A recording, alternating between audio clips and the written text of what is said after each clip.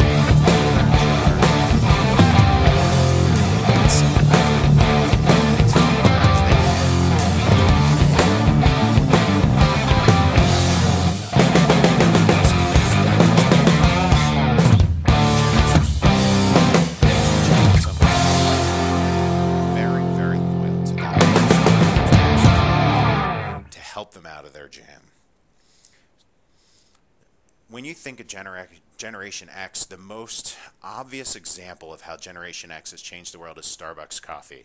If you think about a coffee store before Gen X, you went in, you asked for a cup of coffee. Perhaps if you were really high maintenance, you would ask for cream or sugar. Then the Gen Xers came around. They thought they were in charge. They thought they could do it their way. Now to order a cup of coffee, you have to be able to speak their language. You have to be able to understand that they are going to boss you around. And finally, when you sit in a Starbucks, you'll notice that the tables are all small because they encourage you to sit by yourself and do your work. And that's why Generation X has come to flock to Starbucks, and one of the reasons why Starbucks really has sort of become an indicator of the Generation X mentality. Now let's think about how we can sell to Generation X now that we have a better idea of how they tick. So first things first, provide them data, and more data and more data. Generation X loves to consume data. They're the first generation that had an introduction to the internet and information on demand. And trust me, Gen Xers love to consume as much data as they can, and it feeds that I am smarter than you mentality. Let them feel as if they are in control, even if they're not. The example I always use in the real estate space, you know that these 6 properties are good for them, and you want to send those 6 properties to your Gen Xer. Send those 6 properties. Don't give them a choice, but let them pick what order they're going to see them that day. Make them feel like they're in charge. Even though you pick the properties, they feel like they're in charge because they created the path for the day. You don't need to be friends with your Gen Xers, even on Facebook. Gen Xers like to be isolated, they like to be alone. Don't feel as if you need to go and friend every one of them, or that when you friend them and they don't reply that it's anything personal. They just don't really want to be your friend. You're there to be a service provider to them, and they feel that way about you. Communicate how they want to be communicated to. If your Gen Xer wants to text, don't call him or her back. If your Gen Xer emails, make sure you email back.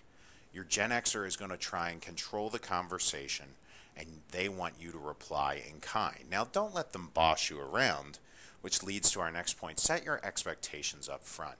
Just because your Gen Xer believes that you should be at their beck and call doesn't mean that you necessarily have to be. I'm not asking you to be submissive in selling to a Gen Xer, just that you need to set the expectation up front. Make sure that they know that after such and such a clock, you're not going to answer your phone from them, or you're not going to reply to an email that they send you at 2 o'clock in the morning. As long as those expectations have been set up front, your Gen Xers will be perfectly fine in accepting them and waiting for you until the time comes. And let's remember, from a real estate perspective, Gen X is the first generation that actually did get burned in the real estate market. Think back 7 years ago when you were selling your first homes to Gen Xers, and you said to them, there's no way you can ever lose money in the real estate market. The real estate market hasn't lost money in X number of years. You won't lose money here. Well, now these Gen Xers are coming around to sell their first homes, and as it turns out, they did lose money in the real estate market. So they're a little skeptical of you. And they're really skeptical of the real estate industry. After all, they heard commercials on their TV telling them that now's the best time to buy, you can never lose money, and they're finding themselves in a different predicament. So be mindful of that. Understand that a generation that thinks they could do it better on their own got burned by not doing it on their own. And just be mindful of that as you go through the process. Now let's talk about Generation Y. Generation Y could probably be best described as a return to community. And you notice the question mark after the word community, because community doesn't necessarily mean the community that we used to think it did, but it does mean that kind of contact with one another that a community brings. Gen Y is very, very group oriented. Isolation for Gen Y is very rare. And you think about the way that they were grown up. Playdates began for Generation Y, and there was this opportunity for kids to get together more frequently than they did. Organized sports started happening sooner in their lives, so they've always played their sports and done their things in groups. So they really appreciate the group structure. They're very accepting of authority, and Gen Ys want to be led to some extent. Not the independent, I'm smarter than you thinkers that we had in the generation before. Rather, they're okay with the idea that you're going to tell them how it's going to be done. They're interested in the good of everyone, not just them. And one of the things that I always think of is that on September 11th, 2001, many of our Gen Ys were in their formative years, 10, 11, 12 years old. And they saw the way the community reacted to that, and they said, that's the way we want to be. So keep in mind that your Gen Ys are more about the good of everyone. They don't even understand when you say the term new technology, because the goal of Generation Y has been to integrate technology into their lives since the day they were born. Most Gen Ys have never lived without some of the things that you consider newfangled at this point, and saying new technology to them is irrelevant. And luxury is a regularity. Keep in mind that most of our Gen Ys grew up during a very affluent time in American history, and for the most part didn't have a challenge when it came to financial independence. So some of the things that we would consider a luxury really are everyday for them, and they expect those things to be there. My favorite example of Gen Y is the Teenage Mutant Ninja Turtles. Look at these guys. They don't fight independently anymore. They don't save the world on their own. No, the four of them have to work together all the time. And look, they even dress the same for the most part. And they're always together for the good of everyone and the community as a whole. So let's talk about how we sell to our Generation Ys, and think about it. We talked about how large a community they are. This is going to be very, very important to your success over the next few years. Communicate accordingly. Even more so with the Gen Xers, you have to understand the ways that Gen Y want to communicate with you. In many instances, their cellular phone is their only phone. They don't have a house line, an office line, a cell phone line. It's the only phone they've ever owned, and sometimes when you call them on it, they feel like you're intruding on their personal life. So think about how they want to be communicated with and communicate with them accordingly. Create structure and hierarchy. So now, in the opposite of our Gen Ys, you're going to lay out the process for them for how the purchase is going to go, what homes we're going to look at in what order, how the mortgage process is going to work. And if you give them that structure and lay out that hierarchy ahead of time, they will feel much more comfortable working with you than if you just throw them out there and hand them some documents and let them read for themselves. Emphasize the community, not just the property. So we've talked about this a little bit. They feel better in groups. So this is where you can get in to start talking, not necessarily about schools, because they're not always thinking about that just yet, but talk about the social life, the community opportunities, the ways that they can get involved with other people like themselves. Know right away that mom and dad are coming. This generation is also known for the term hover parents.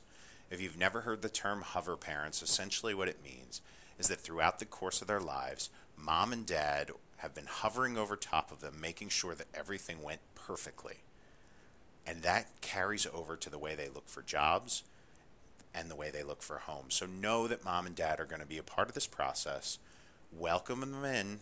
Make sure that you sell to them just as you sell to their sons or daughters, and you'll do much better knowing that you have everybody involved in the decision. And finally, provide the tools so that they can share with friends. The way they've worked with technology all their lives, social networking has been a part of their lives for a good part of their adult years. They share everything, and they won't make decisions until they feel like the collective group wants them to make that decision. So give them the tools. Don't just hand them a paper MLS sheet. Give them links to the web so that they can share it out. Better yet, give them slideshows that they can post on their own social media profiles so that other people can comment whether this is a good or bad idea. From a real estate perspective, the thing with Gen Y that you have to be mindful of, don't assume that no cash in hand means no ability to buy.